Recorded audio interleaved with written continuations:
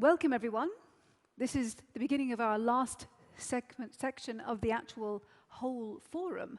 And just to get you in tune with what we're doing, there's going to be 2 panel discussions, 2 sessions on stage, and then at the very end, we're going to have the Alliance members up to have a chat about what happened here with the conclusions and any announcements to be made. So that'll happen at the very end of the day.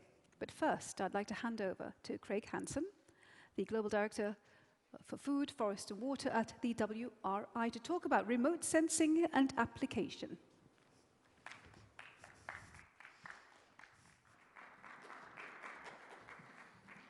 Good afternoon, everyone.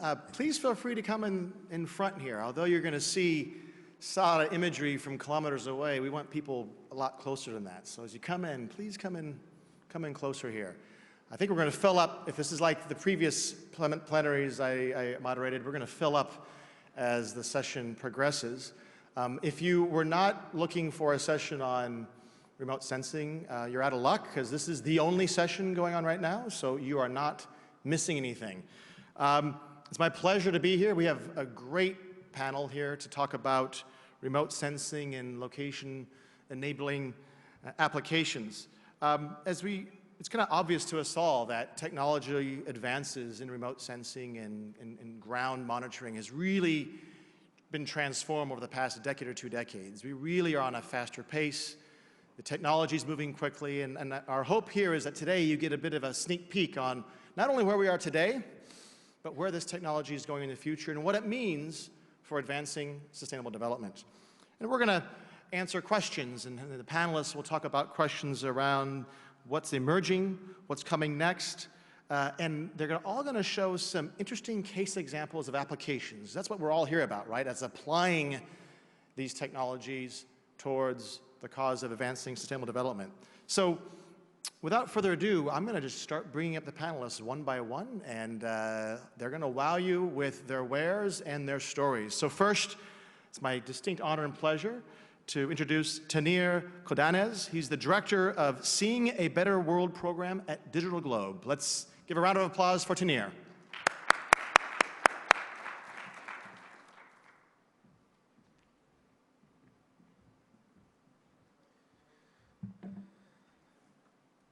Thank you, Craig. It's an honor to be here. For centuries, mankind has looked up into the stars, searching for a better understanding of the universe and our place within it.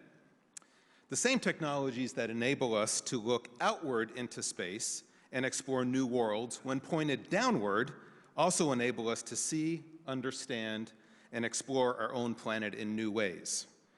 When it comes to mapping and monitoring Earth, protecting her natural resources, and providing for many people, the view from 400 miles brings a unique perspective that helps us address the most pressing global challenges.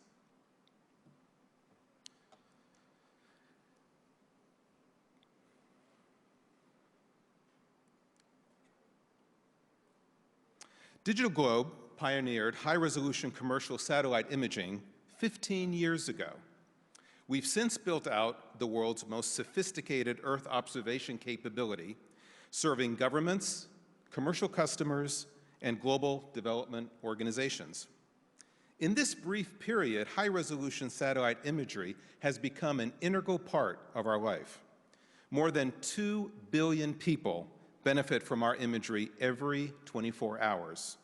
We enable internet maps that we use every day, the satellite images that flash across our television screens every night, and we help our governments keep our nation safe around the clock. We can detect objects on the ground 30 centimeters in size. We can map remote villages. We can see through smoke and peer beneath the ocean's surface, all from satellites that are traveling at 7.8 kilometers per second, orbiting our planet every 90 minutes.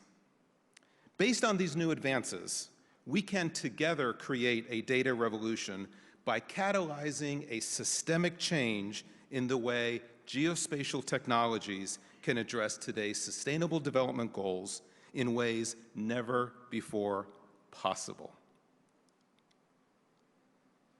When a natural disaster or crisis threatens the health and safety of people around the world, we document the damage from above so that first responders and relief organizations can provide aid to victims on the ground below. By combining these advanced space-based technologies with new technologies on the ground, including social media, cloud computing, big data analytics, and crowdsourcing, we are changing the technical and financial calculus of how we collect, access, share, and use data to address global challenges around the world. Let me share a few of the many examples where we are accelerating efforts to expand the use of global geospatial information and analytics. One of the most devastating threats to the environment, economy, and human health in many parts of the world is fire. For decades, forest fires have been intentionally ignited in Indonesia to clear land for palm plantations to meet the world's growing demand for palm oil. These fires release a cloud of toxic haze and smoke that sickens tens of thousands of people in Indonesia, in Singapore, and across Southeast Asia. A lack of timely information, however, has made it difficult to intervene. A year ago, at the World Economic Forum annual meeting in Davos, we met Andrew Steer, the visionary leader of World Resources Institute, one of our major sponsors at this event. Since that time, we've partnered with the organization that he leads to enable Global Forest Watch. This online platform uses satellite imagery, crowdsourcing, and analytics to monitor, map, and measure fires and track deforestation in near real time. High-resolution imagery identifies the fires in progress, and short-wave infrared spectral bands not visible to the human eye pinpoint hotspots underneath the smoke for better situational awareness. We support first responders, then later document burn scars, and measure the impact of fires on the environment. As you can see on the screen above me, high-resolution satellite imagery also provides clear visual evidence that governments can use to direct law enforcement. I'm especially proud that our work with WRI led to Indonesia's ratification of the Agreement on Transboundary Haze Pollution in 2014, and to the Indonesian government's creation of a fire-focused situation room where high-resolution satellite imagery is now used to coordinate response teams.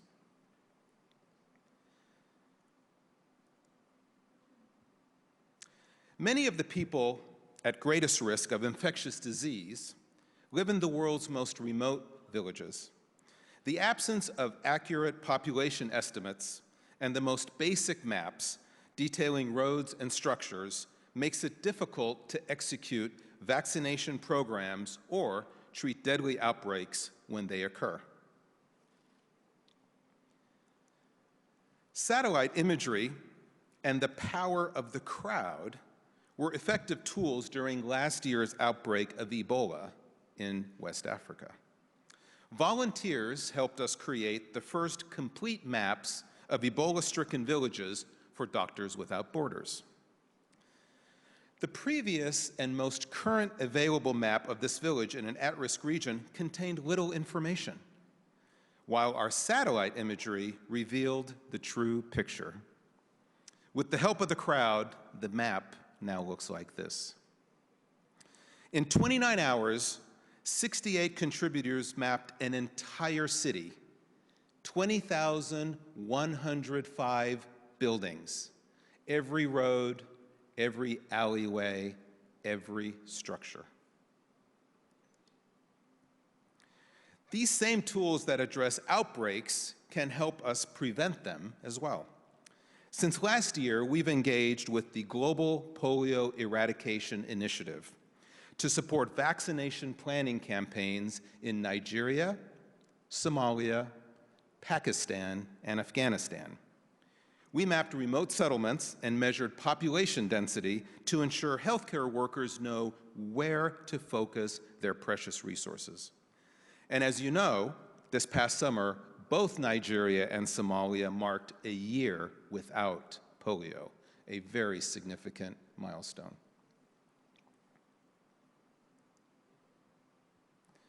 On the evening of April 25, 2015, Nepal was hit with an earthquake measuring 7.8 on the Richter scale. Damage was widespread throughout Kathmandu and the surrounding villages, which were isolated and mostly unreachable. Digital Globe satellites captured high-resolution images of affected areas that were shared with thousands of volunteers who combed through each picture pixel by pixel to identify damaged buildings, map useful roads and identify impassable ones, and find safe helicopter landing zones. All told, these volunteers mapped 13 million structures, objects, and points of interest in an area that was largely unmapped before the earthquake's devastation.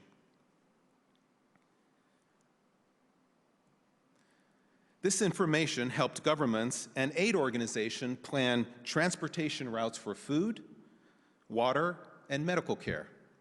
Each day, with updated imagery, we monitored makeshift camps, documented progress, and kept up with the changing landscape. By harnessing the power of high-resolution satellite imagery and crowdsourcing, governments, aid organizations, and a committed community of volunteer mappers forged ahead that no doubt saved many lives, even after the earthquake's aftershocks. Today, modern slavery affects 30 million people, according to the Global Fund to End Slavery. In July, Martha Mendoza, a Pulitzer Prize-winning investigative reporter with the Associated Press, called Digital Globe asking for a help on a story. But this was more than a story. This was a mission to save lives. Men from Myanmar, Cambodia, and Bangladesh are lured to Thailand with the promise of employment, but instead are slowed into slavery, forced to work on fishing trawlers hundreds of miles from land in horrific conditions, 22-hour days for years on end, with no medical care, foul water, and little food. Ms. Mendoza needed visual evidence that this illegal activity was still continuing. So on July 13, we received the coordinates of an area of interest 500 square kilometers in the open seas. Using our highest resolution satellite, we collected imagery and downlinked it in record time. It was then analyzed by our team in Colorado, and within hours, imagery analysis confirmed the identification and location of a legal cargo ship with 2 illegal fishing trawlers tied alongside it. Days later, authorities in Papua New Guinea freed 8 enslaved men and from one of the boats who had been separated from their families for 18 years.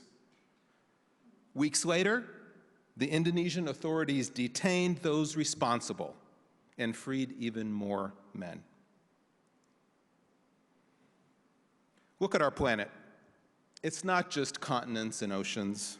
It's 7 billion people living, working, and interacting with their environments.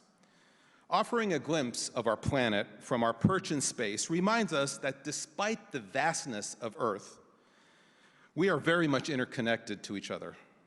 Our imagery paints a portrait of our planet in broad strokes and in fine details, from which we can derive new insights and create a data revolution that helps all of us to see a better world. Thank you.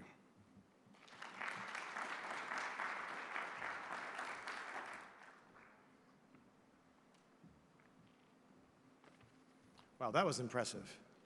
Those images were not only beautiful, but also powerful in the stories you told. Thank you very much for sharing those, Tanir.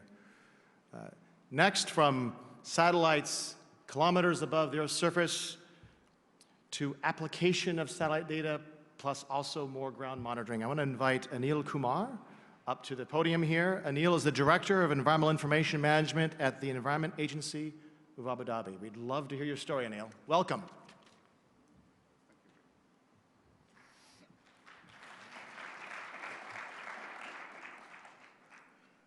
Good afternoon, everyone, and thank you, Craig, for the introduction.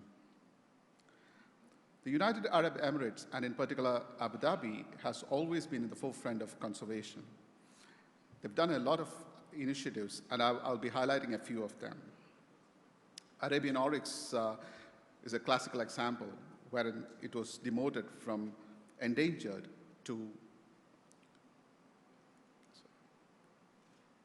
okay, got it working. From endangered to the vulnerable status. Abu Dhabi also hosts the largest, second largest population of dugongs in the world. And our studies have shown the high mother-calf ratio indicates a very healthy population.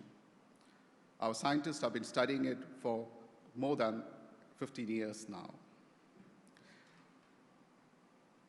The International Fund for Hobbara Conservation has been captive breeding Hobbara bustards, and they have been extremely successful in that. Of late, they have been releasing, breeding more than thousands of these Hobbara bustards and have released many of them out in the wild. The Sheikh Zayed Falcon Release Program also releases hundreds of falcons into the wild. The reintroduction of scimitar horn oryx in Chad, which is scheduled to happen in December, is another major achievement of the leadership of Abu Dhabi and the United Arab Emirates. The Mohammed bin Zayed Fund for Conservation has been giving out or supporting small to medium scale projects in developing and underdeveloped countries, helping with their conservation efforts. Today I'll be talking about two of initiatives which the Environment Agency has been undertaking. The first one being wildlife tracking, and I'll also be talking about another interesting project wherein habitats have been mapped from high-resolution satellite images. Abu Dhabi ventured into wildlife tracking more than 2 decades ago, when wildlife tracking was in its infancy, with the establishment of the National Avian Research Center. The center primarily was responsible for conserving the falcons and hobbaras, which are part of the Arab hunting tradition. Because of that, it had huge cultural significance. But the challenges were quite dramatic. From habitat loss, it also, huge numbers were being lost due to hunting. Since it's a migratory species, UAE made everything possible to preserve the population here, but since it moves to one country to the other, it gets killed, because people have been killing it as sport. UAE established hunting laws way back in 1983 so as to ensure no birds are killed within, it's illegal to kill any of those birds here. So in order to conserve this population, it was mandatory that we need to understand the migration patterns and also help in understanding which are the stopovers or the habitats which they use. And obviously, satellite tracking was the best solution. Satellite tracking helps understand from a global perspective their migratory routes, their stopovers, which help UAE in establishing memorandum of understandings with the concerned countries where the hobbaras and falcons move, so as to not to hunt them, to protect them while they are there. At the local level, it has helped in understanding their movements at a local level and also the habitats they use.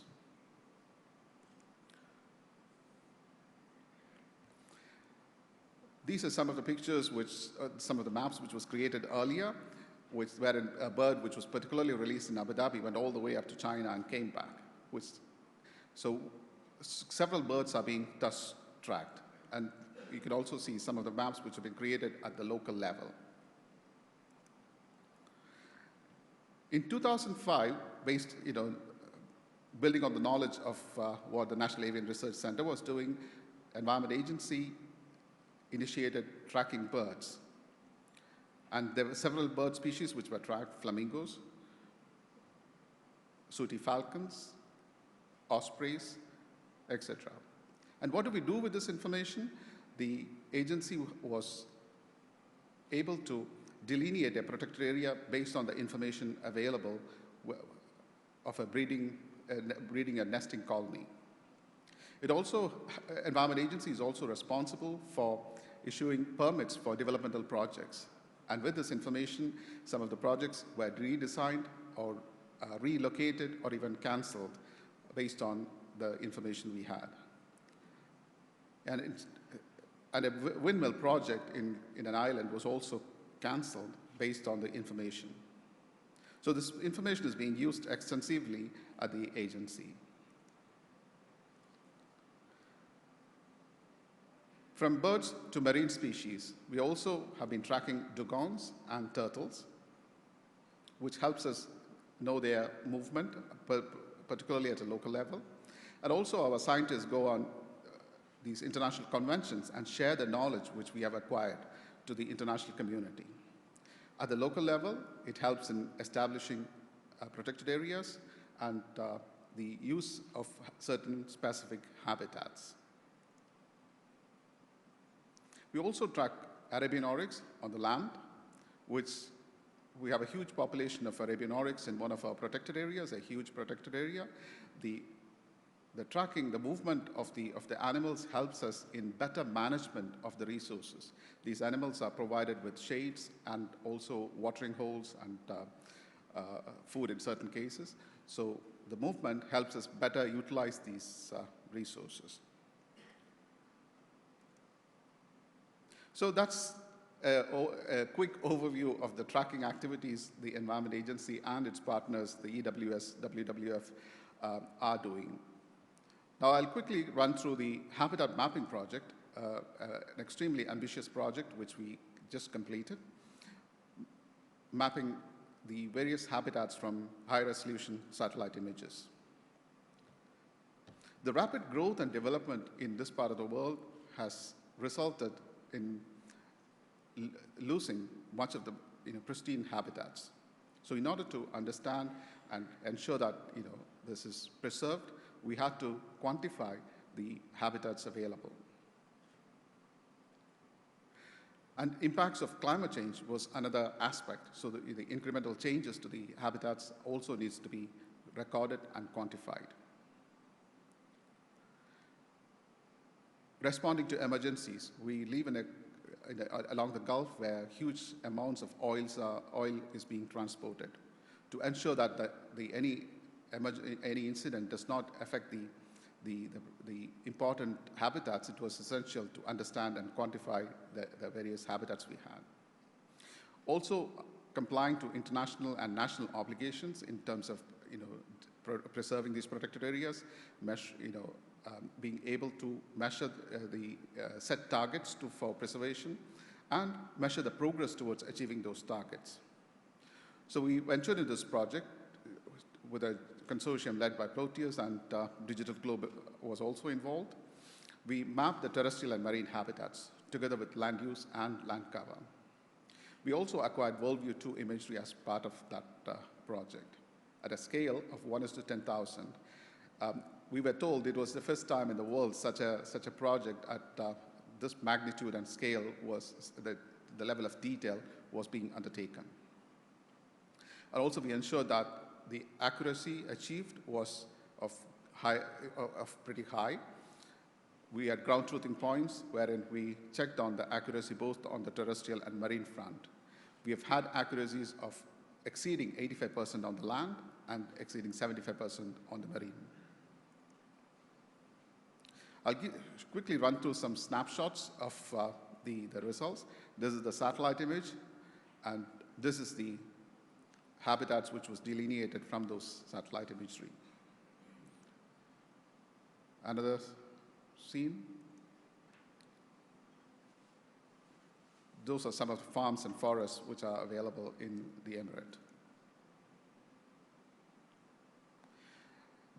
The project also brought in information regarding certain unique features. We never had data about the mesas or burkas, as it's called, the tabletop mountains.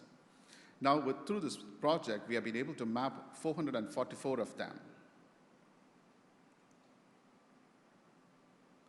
The dew forest, which is a unique vegetation, we were able to map them, and the area is currently being proposed as a protected area, which would be soon, hopefully, designated as a protected area.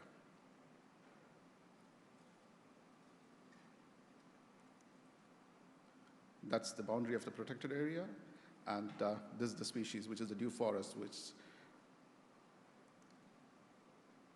On the marine front, we have also been able to map some coral heads, which was the first time I don't know if you can see that, it's the purple ones.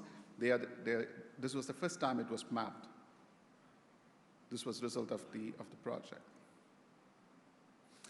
Finally, on the field verification, each of the points which we verified, we had our team going there and collecting local information from that point, also taking pictures on all 4 angles, so that this could be validated later on in office. On the marine front, same thing. We took pictures and classified the various marine habitats. One of the major achievements of this project was the unique classification scheme, which we were able to establish for the Emirate of Abu Dhabi, which is being shared and will be utilized by all the consultants and organizations when they collect data about habitats.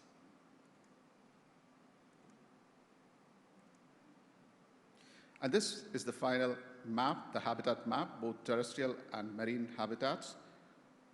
And this is being made available to all the entities, all organizations, both digitally and as hard copy.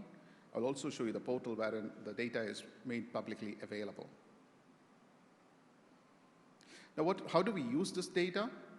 It helps in delineating protected areas and managing those protected areas, comply to national and international convention, as I said earlier, to set targets on protection and measure progress towards those targets, improve permitting of developmental projects, detecting change and managing those change which caused due to the change of climate change, targeted future biodiversity surveys. Now, rather than doing a complete project, complete mapping, we could focus our surveys on and utilize the resources in a much better manner.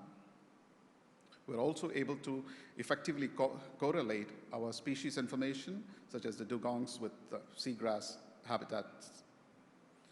We're also using this information for our emergency response activities.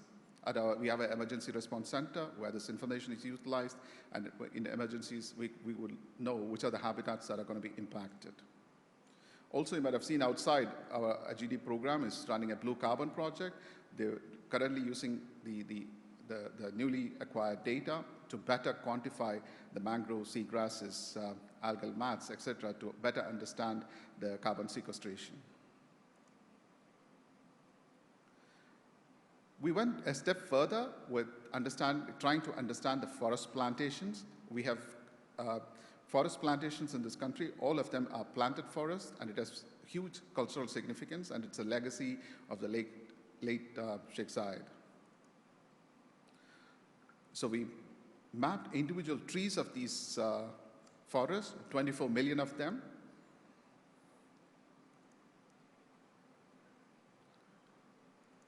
And we were able to look at the health of those species.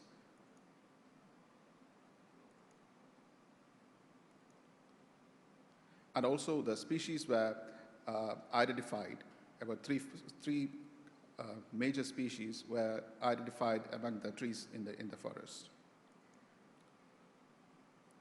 Now, how do we access this data? The data is available through our portal, the Enviro portal.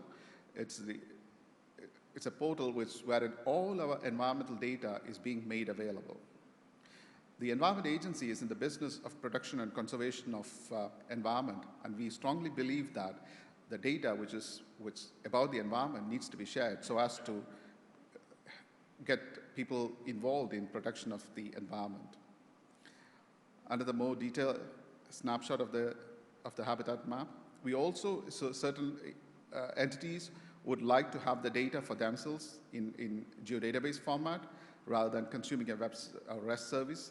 We provide that as well to those entities. We also have an application wherein you can use your iPad, or of late we have released this app on Android as well. The data could be accessed on all these platforms. Thank you very much.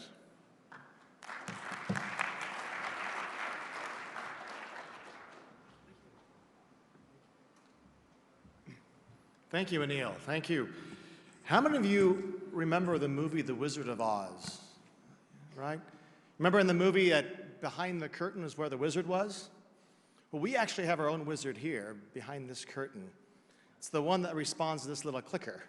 So if you see a little bit of delay, it's because we aren't in control of the slides. So we're really, really nice to the wizard. We don't know if it's a male or female, so we're nice to him or her. And hopefully, if we are patient enough, our slides actually advance. So that's our little wizard, just so you know, and maybe after this whole session is over, we'll find out who that really is.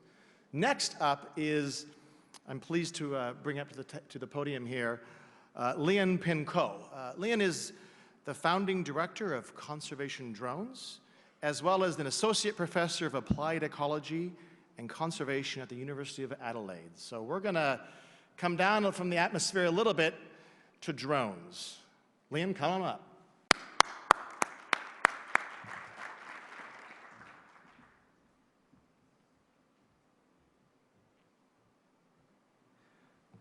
Very good afternoon, everyone. Hope you have had a good lunch, and please try not to fall asleep. Okay, I hope the clicker works as well. I am a tropical ecologist. For the past 10 years, I've been interested in understanding the impacts of human activities on the forests and wildlife of Southeast Asia.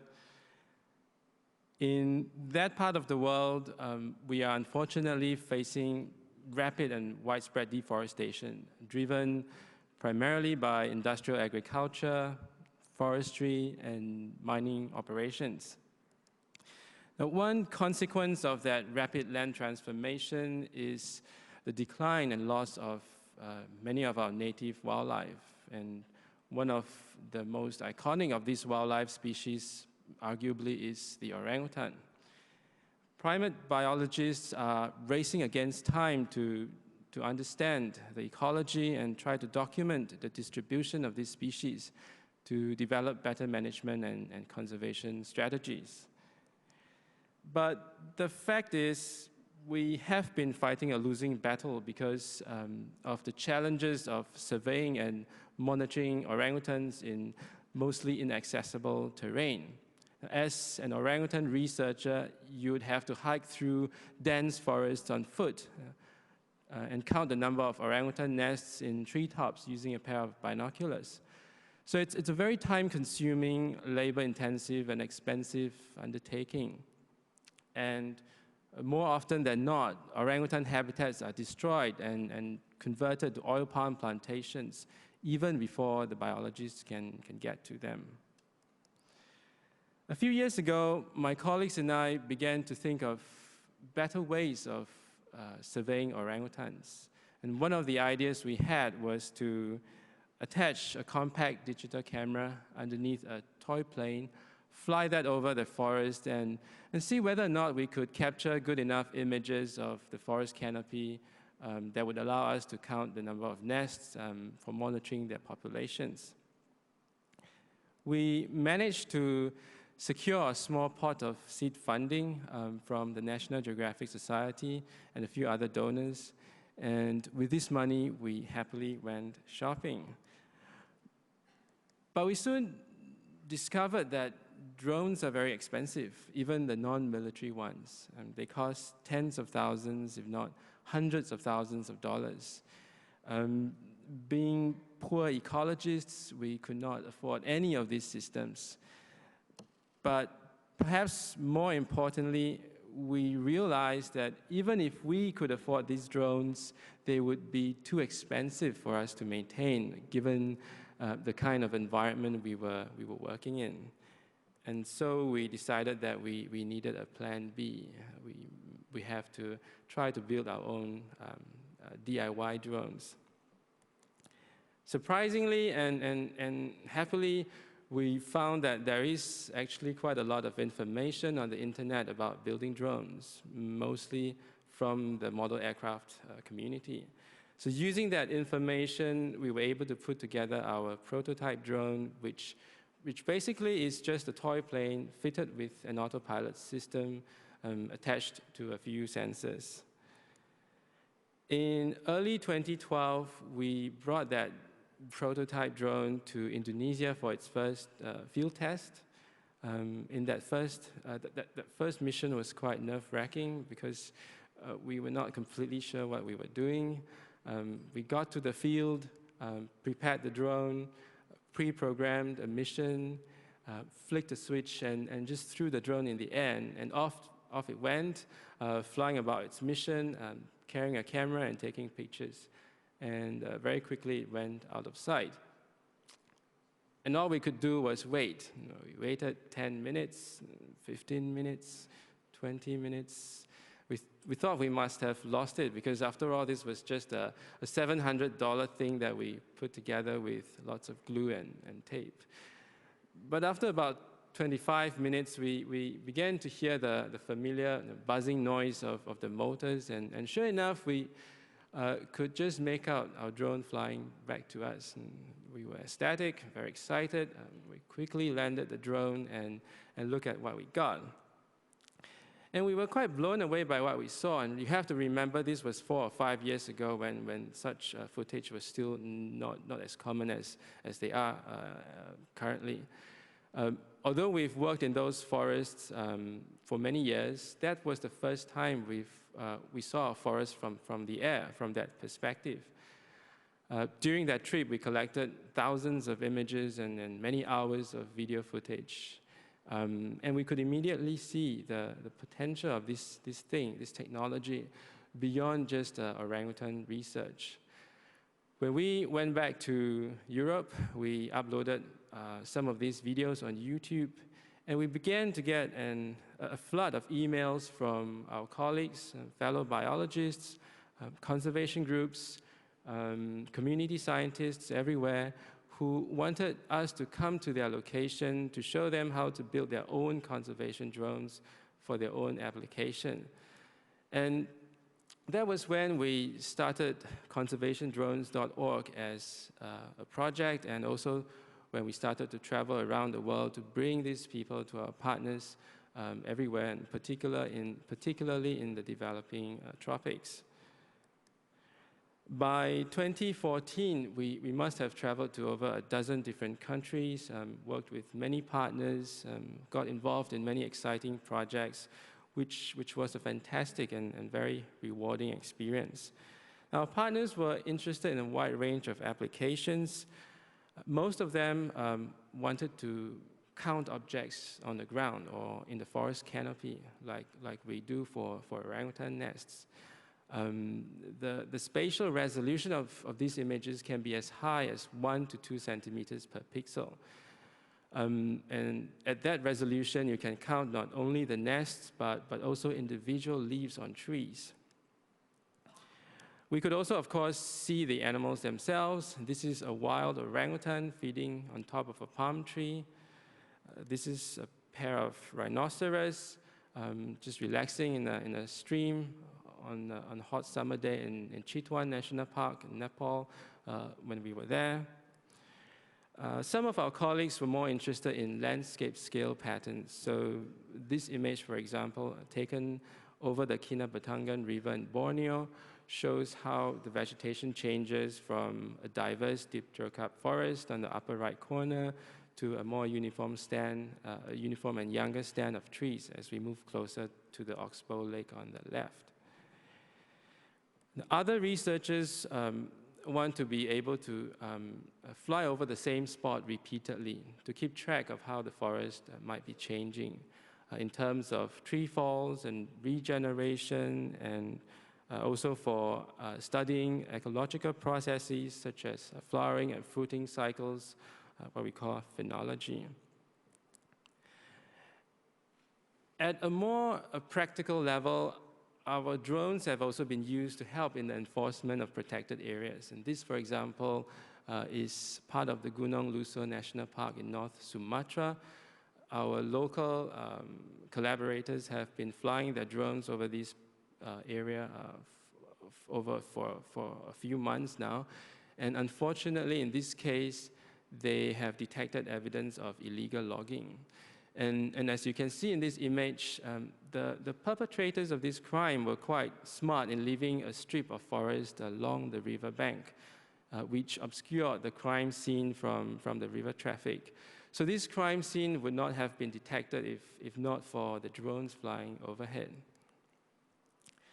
Now, another common application is to take these images, these individual images, and stitch them together to produce a near real-time land use land cover map using a technique of photogrammetry. In this particular trip to a location in Malaysia, a local dam broke and the waters flooded half the township. So what began as a forest reconnaissance mission ended up being a disaster relief effort.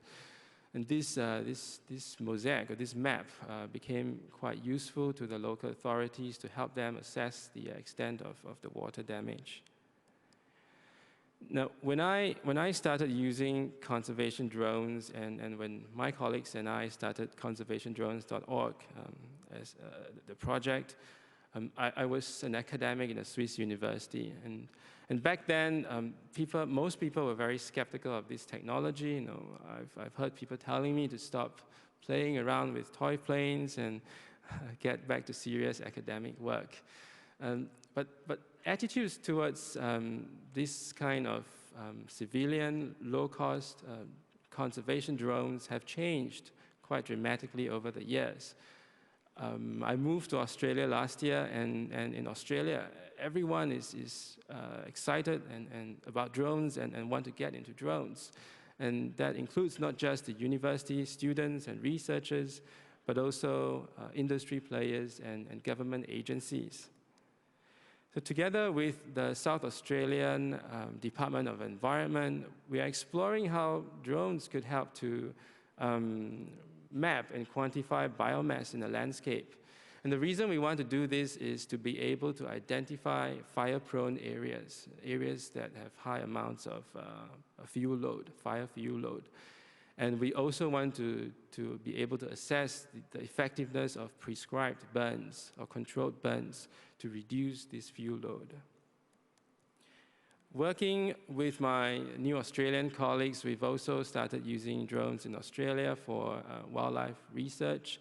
This is an image of a nesting colony of royal penguins taken with a drone by one of my postgraduate students, Jared Hodgson, who went to Macquarie Island down in the sub-Antarctic. So imagine yourself as the biologist standing next to the colony trying to count the number of birds using a pair of binoculars. But that's the traditional way of surveying colony nesting birds. Now, armed with a drone, Jared can take an image like that within minutes and do the counting back in the lab. In fact, he can take several images, multiple images like this every day on a daily basis for days and weeks, and begin to track how the colony might be changing over time. So this new tool allows us to not only save time, but it can also give us more information and more precise and more accurate information than conventional ground-based surveys. This is another example of a project undertaken by one of my postgraduate students. He's mapping the habitat of an endangered species in South Australia. This is the burrowing bettong, a macropod. And the reason he's doing that is to try to estimate the density of the burrows or the warrens of this species to develop better management and conservation strategies. And most of you would notice that this is not a video footage. This is a fly-through of a computer model, a 3D model generated from point clouds that were in turn generated from the drone images. And in the middle of the screen, you can actually see one of these burrows. You can see the structure of the entrances. And so it gives us a whole different perspective on the habitats of these wildlife species. Now, currently, there are lots of news about drones. There's a lot of hype about what we can do with drones. Undoubtedly, drones can do many things for us, but perhaps not everything. And more importantly, at the end of the day, drones are just a means to an end.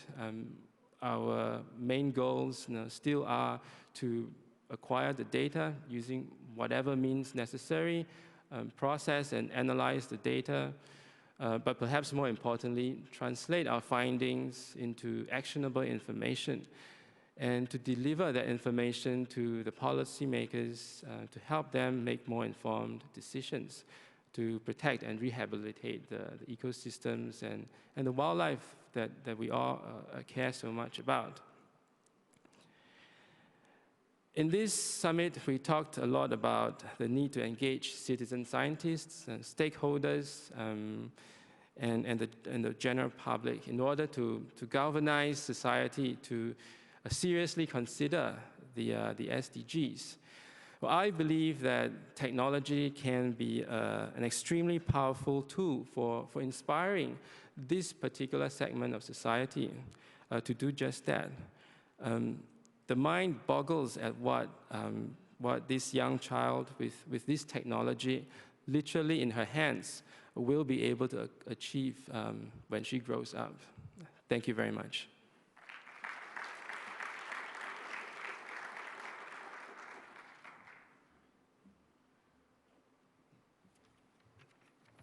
Thank you, Lian. Your image there of the flood event reminded me of something, it's just the nature of technology, where we invent something for a certain application, but pretty soon we find out it's actually applicable to lots of other applications we hadn't actually thought about before. So that's a great story of the power of technology. Next, I'd like to bring up to the stage Justin Saunders. Justin is a JS expert with the Shire River Basin Management Practice of eMapSite. Justin, the stage is yours. Thank you.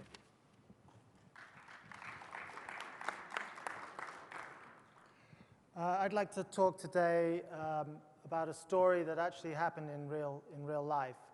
I'm currently working with the Department of Survey in Malawi on a World Bank project. And in January 2015, we had a disastrous flood. Now, Malawi is located in the heart of Africa, just north of South Africa and south of Tanzania and Kenya. And Malawi is probably one of the poorest countries in the world.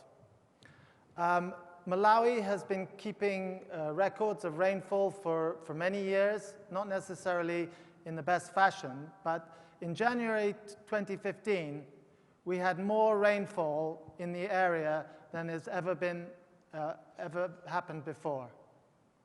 So through this incredible rainfall and event, there was suddenly 200,000 people displaced, hundreds of people were killed, and there was essentially a rapid response after this event.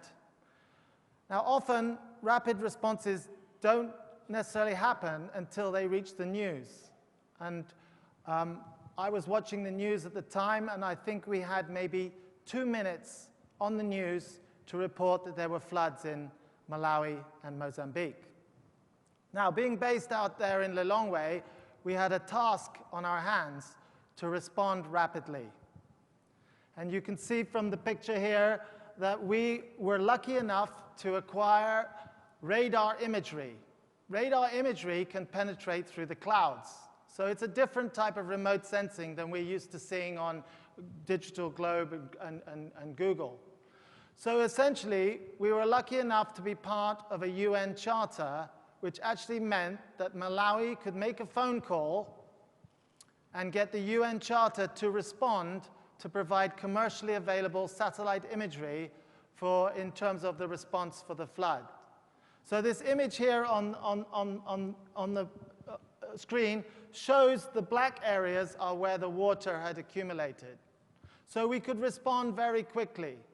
So within a day of the event, we could have an image that we could then start to analyze. So the analysis took place on two different types of radar satellite, and we could get two different dates. So for the 9th of January and the 13th of January, we could see where the extent of the water had come and where the inundation had happened. By taking this data, we could map with it all of the infrastructure and the other features that were already available. We also had a flood model. So it meant that we could go and look at the flood model and determine how realistic, how real was the actual event against the flood model. And we did see a lot of similarities, but we did also see that there were some differences. Flood models have been produced for every 500 years, 200 years, 75 years, 50 years, 10 years, 5 years. But we had exceeded all of these. So clearly climate change is happening. And clearly there are some significant changes. But we were allowed to, by using this data, we could then identify the people that were affected in this event. Essentially here it shows the extent of the flood, and all of the orange is all the buildings within the area. The red show the buildings that were inundated, that were affected by the flooding. In most cases in Africa, particularly in Malawi, there's not enough information on the actual community mapping, where the buildings are, where the information is. Essentially, base maps for Africa tend to be fairly scarce. We were fortunate enough to use crowdsourcing in the 3 months before the event to do some preliminary data capture. So there was a program that was set up that on OpenStreetMap, we could get a community to go out and to map the areas that were in prone areas for flooding. So this was a good exercise. It meant that we could go out there and capture data on the communities that were most likely to be affected by flooding. And sure enough, during the event, it meant that we could map the most devastated areas, and we could map the roads, and it meant that we could then give this information to all the people who needed to be responsive. So what we did was we supported the logistics of many different relief organizations. The World Food Programme, Maps in Action were out there. There were lots of camps being set up in the schools, and we had to give accurate coordinates to helicopter pilots so that they could drop the food and the medicine in the correct places.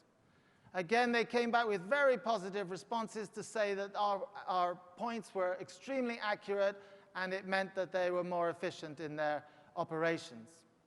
So we supported the logistics operations by distributing the information and allowing other people to use it pretty quickly.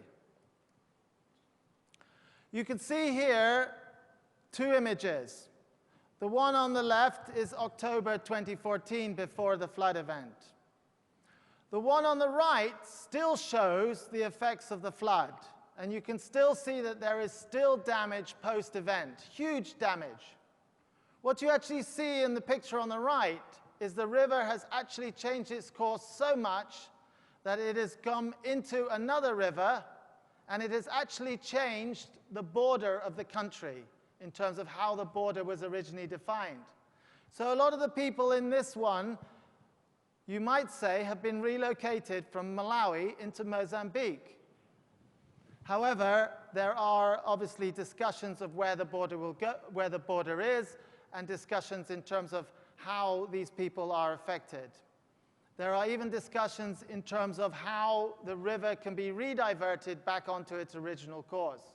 So again, post-event, we can use multi-temporal satellite imagery after the event to help us with further planning. We also have, fortunately, a mapping portal. This is masdap.mw. This portal was set up specifically for disasters and for sharing information. During the event, we were able to upload the flood mapping, upload the different layers of information that were relevant, and it meant that all of the other agencies could download this data from the site. This site has been developed in open source software. It's all been developed essentially on free tools. There is only one single platform currently in Malawi, one portal. And that is basically been done intentionally because we want people to upload the data to one specific platform, and then we want to provide web services from this platform into every different ministry from one source. It means that one source of data is there, and it means that the other organizations and governments' websites can still have mapping on their sites, but it means that they can take a feed from this service. What I'd like to do now is I'd like to just list items of what we can take away from this that are relevant to a lot of the discussions that have been taking place here. Essentially, we've exceeded any historic records in terms of rainfall, so it's going to flood again. We don't know how badly until the event happens again, but we need to respond quickly. We did respond quickly thanks to the UN Charter and the availability of the satellites at the time. We were extremely lucky with the satellites because it did actually go over at the right time. It could have been several days later, and it would have had a different effect. We've also got to be prepared before the event of another disaster so that we can minimize the disaster. So I think it's important that not only do we respond to a flooding event or a disaster when it happens, I think we need to respond earlier and look at areas which are prone, particularly areas in poorer countries where they don't necessarily have the resource. And obviously, satellite imagery and data helps us do that. We want to crowdsource before, during, and after the event. We were lucky that we crowdsourced 3 months before. We didn't capture all of the area. We only captured the area in the south, which meant during the event and after the event, we could crowdsource the other areas. So we did that through the OpenStreetMap Humanitarian. We also want to get the community involved. We want to give them something back. So providing maps and providing things that people can relate to, it allowed them to see the real advantages of it. And we cut through a lot of bureaucracy in terms of that. People wanted to get trained up in open source GIS, free software, free training, all those things. People want to improve their own well-being through training. We also now have a better flood model because of the event. We know where the water will go. We can now use that for planning purposes. So our project, funded by the World Bank, the Shire River Basin Project, now has a better model of where water will flow because of this disaster.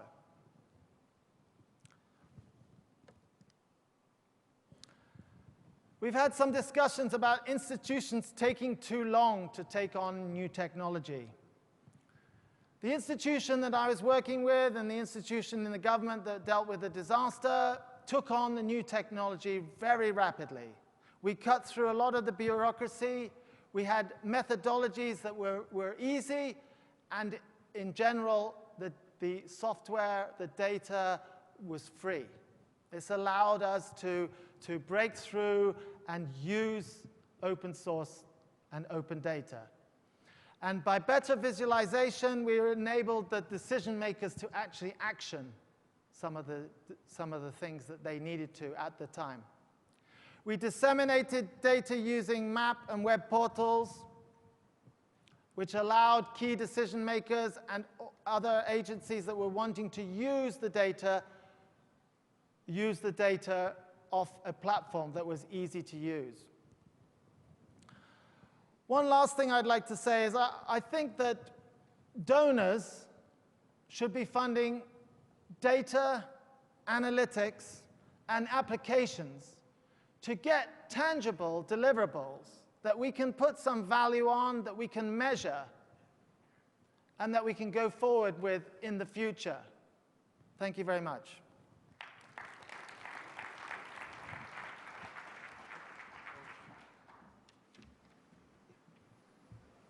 Thank you, Justin. What a great example of top-down meets bottom-up in a crisis situation. Fantastic. For those of you that are Monty Python fans, and now for something completely different. I bring you Stephen Ramage, board director at What Three Words. Let's give it up for him.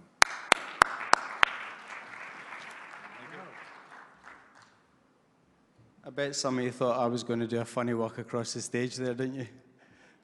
Well, if you know Monty Python, you'll get that. So this time last year, I was working for the British government, running the international business for Ordnance Survey, and I came across something very elegant in its simplicity.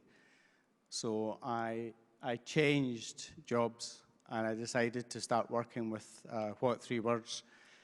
And what they've done is created a way to address the world, or let's say provide a location reference rather than an address. I think a location reference is a better term to use. According to UNDP, 4 billion people don't have an address. So that's quite a staggering number if you think about the impact of that and what that means for people who are living in the developed world. It's frustrating, but for people in low and middle income countries, it can be life-threatening. So one of the things that we've been working on is speaking to different countries around the world where they have no addressing systems. So there's 135 countries that have no formal addressing systems. And if you read what the United Nations, the organization that's responsible for addresses, Universal Postal Union, it's a fairly fundamental thing. If we think today about we have the unbanked and the unconnected, we also have the unaddressed. Could the wizard play the video, please?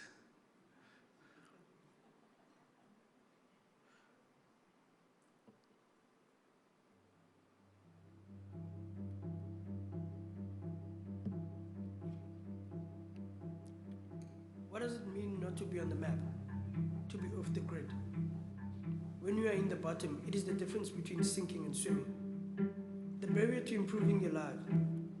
If you don't exist on a map, how can you open a bank account? How can you vote? We all must prove where we belong. If the government cannot give us an address, then we have to look to other means.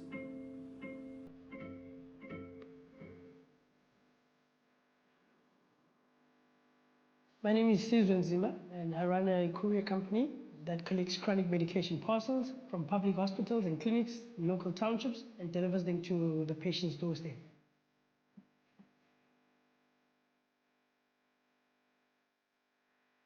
started the business because of my grandparents. So my grandparents had to go and collect chronic medication at the hospital. And as a young boy growing up with my grandparents, I saw them experience tough times in getting the medication. And as I grew up, I had that responsibility to actually go and collect those medication. And being at the clinic and sitting in those long queues and waiting for those long hours, I actually had an experience of how bad it was. Being in an environment where you can easily be vulnerable to get sick. And that's when I told myself, let me start the business that will focus on collecting medication from people and delivering them at their doorstep.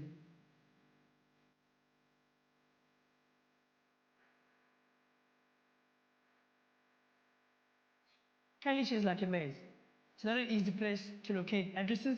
You know, when we started, we experienced some challenges. So that has been proven in the past with logistics companies, not being able to really work out the routes and the addresses in Khayelitsha because of the way the township is structured in terms of informal roads, informal addresses, informal housing, and so on. An app like What 3 Words can help us expand in terms of understanding our routes better, with an app that will allow us to actually distinguish which is the shortest route. That can really help us. That can also help us store the address on the map so that we don't have to get lost again. My dream is to be able to create more structure in terms of accessing or navigating the township maze. If you order something, it has to be delivered at your doorstep, regardless of how informal the settlement is, regardless of how structured the settlement is. Getting access to medication, for me, is really important, and that's what I want to bring on the table.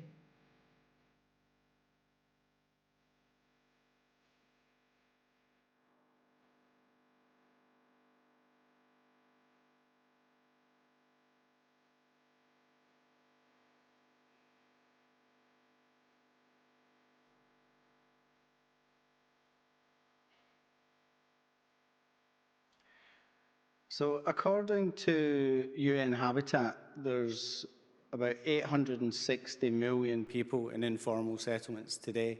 And by 2030, that number is going to triple. So it's going to be something close to 3 billion people. So one of the challenges for us, a part of the mission, is how do we communicate this location for everyone everywhere? For professionals, we all know that we have latitude and longitude, and we can use that. And if you're doing something that's machine to machine, then that's great. You know, What 3 Words doesn't add any value. Where the 3-word addresses become valuable is where you're starting to share location amongst different people, where there's errors in understanding or sharing or communicating information because the numbers get written down wrongly or people mishear them, etc. And so What 3 Words is a global location reference system where we take every latitude and longitude for every 3 by 3 meters square in the world, and we give it a 3-word address. And those words are, they don't mean anything. So there's no hierarchy, there's no tessellation, there's no topology, there's none of that stuff that you find in traditional address systems. It's meant to be a simple way, a simple conversion of lat-long into words. So it uses words instead of numbers. So there's no, instead of existing alphanumeric systems. The whole thing is 10 megabytes. So there's no database. It sits in your phone. And the good thing about that means if you lose your data connection, you can still use the functionality of the 3-word addresses. So think about that in places like India, Latin America, Africa, where connectivity is poor. This is really key. So we have a compass function that you can use. You obviously need a GPS. You need to get a GPS connection, but that's typically okay. One of the key areas we're working on as well is voice input. So being able to use words for things ranging from getting in your car and saying table, lamp, spoon, instead of saying a big long address, to working with the Royal National Institute for the Blind. So that's something, if you look on our website today, we've just announced some work we're doing with people with sight impairment so they can speak the words for an address into the system. And there's some research that goes back that says it's much easier to remember words than numbers. So when you start to get to 16 digits, it's quite difficult. Words are the lingua franca. We use words every day to talk, to send messages, to send emails, whatever purposes. With the system, the way it works is if you have table chair lamps, you could be in New Jersey and table chair lamp will be in Balmain in Sydney. So the system will automatically correct and tell you if you're in Washington, DC and you put table chair lamps, it will say, did you mean table chair lamp or table chair lamps? It will, based on your location, it will know something near you and something somewhere else in the rest of the world. So that's something pretty unique for an addressing system. The short words are put in the populated areas and the longer words are put in the less populated areas. So we have every ocean, every forest, every mountain, every urban centre covered in the world. The words are fixed, so the words are already allocated and they're allocated by the algorithm. So we don't make up the words, they're not vanity words. At the moment we have the words in 9 languages. We've just released Swahili, Arabic's in testing, and we've got about another 15 to 20 languages coming out. I guess it's important to stress that each language is a new dictionary. We don't translate from English into other languages. We create a fresh dictionary. So the algorithm goes through each language and it looks for homophones, homonyms, rude words, bad words, and removes all of them. And then we have a team of 10 people who would go through and check the combinations of each word. So it's really, one of the key things we're doing is linguistic as opposed to just geospatial. The language part is really big. And the reason I put this slide up is this is in the Northern Territories in Australia. Only 11% of the landmass in Australia is addressed. So if you go somewhere like this, there are no addresses. And the good thing about using, I've put up a couple of examples here. I've put up, 3 words? I've put up WGS84, and I've put up another alphanumeric system called MapCode from TomTom. Google has one as well called Open Location Codes. There's another one, NAC codes. There are a number of alphanumerics, but I don't know of any other word-based ones that are commercially available. So if you look at this example in the Northern Territories, if we then put the words into an Aboriginal language, then suddenly we can start to communicate with people in the community in their language. And that's hugely valuable. That's really, really important. This is an example in Abu Dhabi. Arabic is one of the next languages to be released. So we're working with Abu Dhabi, this city municipality. In Abu Dhabi, they have Onwani, which is an addressing system which tackles the urban areas, but for all the areas outside the urban centre, then those are not addressed, so they need to look at other options, and what 3 words is one of those options. We're also working with Anil at Abu Dhabi Environment Agency, so we've just given him all the Arabic words for air quality and marine water quality monitoring stations. So there's a number of different advantages from this approach, which are around the fact that it's ready to go. You don't have to go out and do the traditional surveying and spend millions addressing the country. You can do the data, you can do the validation, which is really important, and it's available offline, which is also very important. So you can download it. It's free for use for individuals, so you can get it on iOS or Android. You can go in and you can put any address into what you want to find. You can then zoom in and find your 3-word address. So you can put a 3-word address on your front door, your side entrance, your back porch, or it could be in a forest. It could be at the coast. It could be anywhere you want to have it. If you go to the developer website, you can read about the API and the SDK and the different wrappers we have. It's very simple. The API has 3 core methods.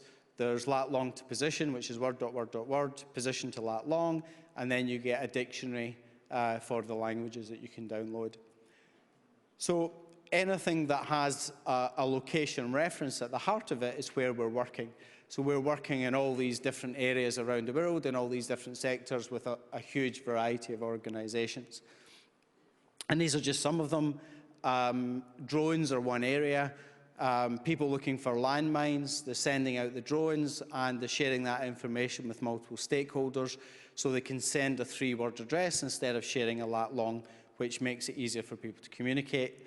NavMe, which is an OpenStreetMap sat-nav. They have about 25 million users now. You can now go in and put a 3-word address into NavMe, and you can navigate using 3-word addresses. We're involved. We've been to the Missing Maps. We've been working with them, which is something Tanir talked about. Hot OSM, we're working with people there. Some people have taken the What 3 Words API, the OpenStreetMap Overpass API, and some open data housing data sets in places like Sierra Leone, and then they took the centroid of every house and they gave a 3-word address to each house in Sierra Leone, and then suddenly they could identify where Ebola was in each house because they had an address. One of the big, I guess two of the big announcements here. Again, the full announcement will be in the next few weeks, but we're now integrated into the ArcGIS platform, so we have access to all of the Esri customers. So I think that's something like 400,000 customers and millions of users. So that's great news for us.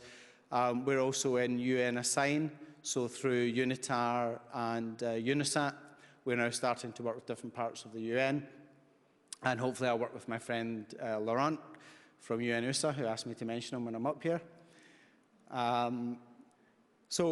This is one of the things we did during the earthquake in Nepal, was we took all the WHO offices, all the centres, and we gave them a 3-word address, and then we put that up on the HDX platform, so the Humanitarian Data Exchange platform, and everybody could find the 3-word address for all the WHO locations. So we're now working with the WHO to formalise some of that.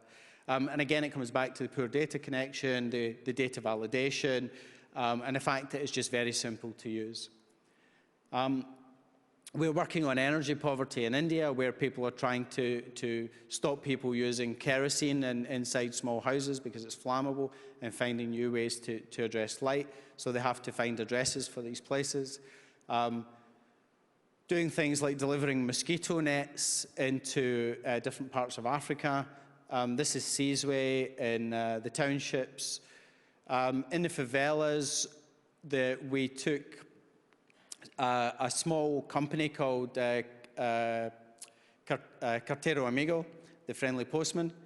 They took the 3-word addresses and they went into each of the favelas, and they gave each house in the favela a 3-word address, and then Carteiro Amigo built the 3-word addresses into an e-commerce system, and now the people in the favelas can order their iPhone or they can get mail delivered to their house using a 3-word address.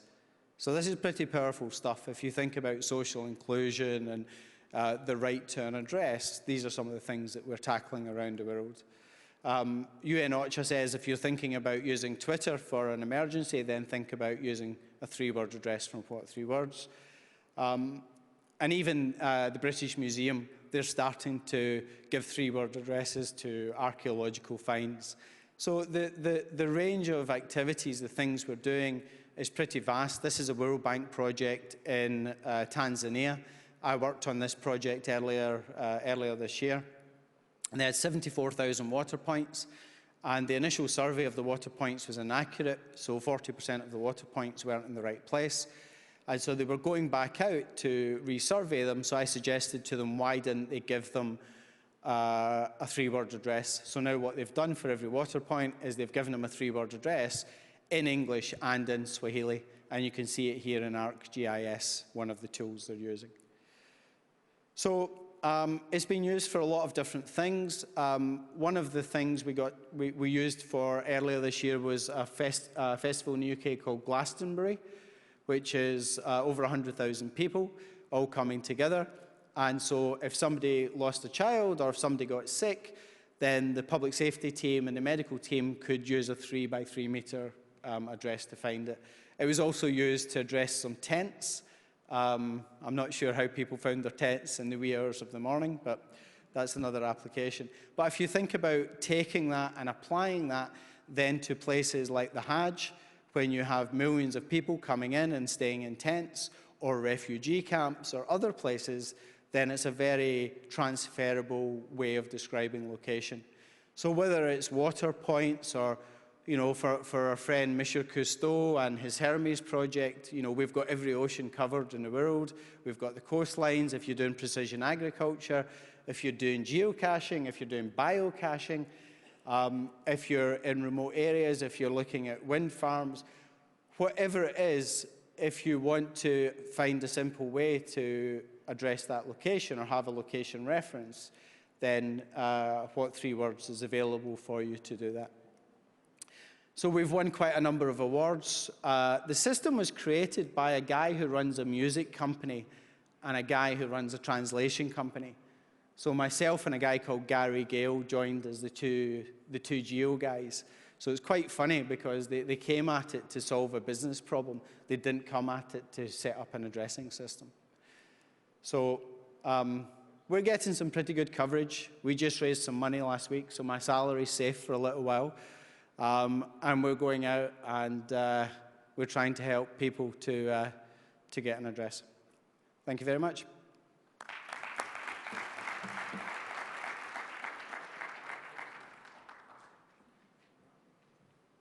Thank you, Stephen. So we are actually right at 3:15, which is the end of our session, right? On time.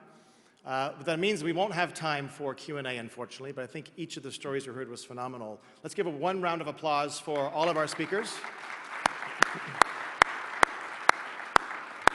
And one thing I noted that each one of you did, and this was something that was mentioned at a plenary yesterday, although you were using satellites, drones, crowdsourcing, the point that actually resonated most with me was the emotive portion of your presentation. Whether it's the boy on the bicycle that brought your presentation home about what it means to not be on a map, right? Or the devastation of the flood, right? Or that flyover of a beautiful forest in Malaysia, right? Very personal. Or the images of the wildlife of this great country that are being mapped and monitored. Or maybe most poignantly, the image of our own planet that we saw from Digital Globe. I go back to what Achim Steiner was saying on day one. If you were here on day one, you saw that little blue marble in the vastness of space that we call home. And I think everything we do, all the technology that we have to help drive sustainability is driven because of the emotions we feel for all these things. And you all did a phenomenal job of tying it back to our emotions. Thank you all very much. And I bring us back.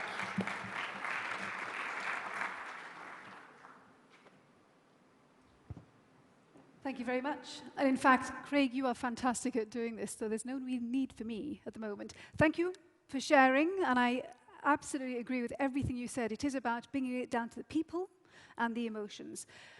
We have a short coffee break, ladies and gentlemen, and I mean short. About what, 10 minutes? Ollie? That'll be great. So if you could go enjoy your coffee, but please be back in 10 minutes, and we're going to have a last plenary and then the discussion at the very end. See you later. Thank you very much, gentlemen.